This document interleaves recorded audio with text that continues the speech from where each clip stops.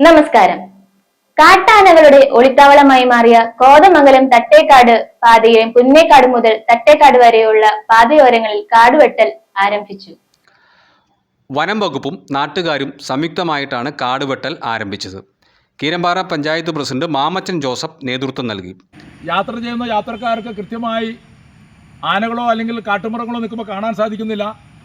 ഇത് നമ്മൾ വനംവകുപ്പുമായി നിരവധി പ്രാവശ്യം പറഞ്ഞെങ്കിലും ഇവിടെ സാധാരണ എല്ലാ കൊല്ലവും വെട്ടുന്ന ഫയർ ലൈൻ മാത്രമാണ് വെട്ടുന്നത്. പക്ഷേ ഞങ്ങളോട് ആവശ്യപ്പെട്ടിരുന്നു ഫയർ ലൈൻ മാത്രം പോരാ, കാട്ടുമൃഗശല്യം വർദ്ധിച്ച സാഹചര്യത്തിൽ ഒരു 30 മീറ്റർ അപ്പുറം ഇപ്പുറയായിട്ട് നല്ല രീതിയിൽ ജനങ്ങൾക്ക് കാണുന്ന രീതിയിൽ ചെറുമരങ്ങൾ അടക്കം വെട്ടിക്കൊണ്ട് നല്ല രീതിയിൽ ജനങ്ങൾക്ക് കാഴ്ച ഉണ്ടാകുന്ന രീതിയിൽ വെട്ടണമെന്ന് ആവശ്യപ്പെട്ടു. കഴിഞ്ഞ ദിവസം ബഹുമാനപ്പെട്ട DF അടക്കം അവിടെ വന്നിരുന്നു.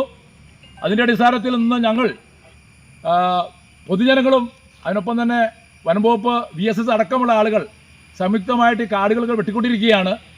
ഒരു കാര്യം എനിക്ക് പറയാനുള്ളത്, ഇത് പൊതുജനങ്ങളുടെ തലയിലേക്ക് കെട്ടിവെക്കാതെ ഇത് വനംവകുപ്പ് ഉത്തരവാദിത്വമായിട്ട് ഏറ്റെടുക്കണം. കൃത്യമായി ഒരു കൊല്ലത്തിൽ 2-3 പ്രാവശ്യമെങ്കിലും 30-60 മീറ്റർ അങ്ങോട്ടും ഇങ്ങോട്ടും വിസ്ത വെട്ടി ആ ഒരു ക്ലിയറൻസെങ്കിലും ജനങ്ങൾക്ക് ചെയ്തു കൊടുക്കണം. അതല്ല എങ്കിൽ ഇതുപോലെ തന്നെ അപകടങ്ങൾ സംഭവിക്കും. പാതയുടെ ഇരുപുറത്തും 30 മീറ്റർ വീതിയിൽ കാട് വെട്ടിത്തെളിക്കണമെന്ന് വനംവകുപ്പ് അധികൃതരോട് പഞ്ചായത്ത് നേരത്തെ ആവശ്യപ്പെട്ടിരുന്നു. ഇത് ഇതുവരെ നടപ്പിലാക്കിയിട്ടില്ല. ഇതേ തുടർന്ന് പ്രദേശത്ത് ആന ആക്രമണം വർദ്ധിച്ചിരിക്കുകയാണ് അദ്ദേഹം ആരോപിച്ചു. കഴിഞ്ഞ ദിവസം സ്കൂട്ടർ യാത്രക്കാരനെ കാട്ടാന ആക്രമിച്ചിരുന്നു. തലനാരിഴയ്ക്കാണ് ജീവൻ രക്ഷപ്പെട്ടത്.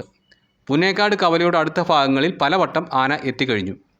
നാട്ടുകാർ വല്ലാത്ത ഭീതിയിലാണ്. ഈ സാഹചര്യത്തിലാണ് വനംവകുപ്പുമായി സഹകരിച്ച് കാട് വെട്ടിത്തെളിക്കുന്നതിന് നാട്ടുകാരും രംഗത്തിറങ്ങിയിട്ടുള്ളത്. അദ്ദേഹം വിശദമാക്കി.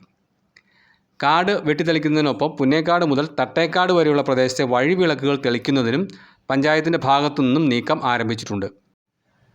വൈസ് പ്രസിഡന്റ് ബീന റോജോ, മെമ്പർമാരായ ബേസിൽ ബേബി, VK വർഗീസ് എന്നിവരും VSS അംഗങ്ങളും വിവിധ രാഷ്ട്രീയ കക്ഷി നേതാക്കളും പൊതുപ്രവർത്തകരും കാടുവെട്ടലിൽ പങ്കാളികളായി.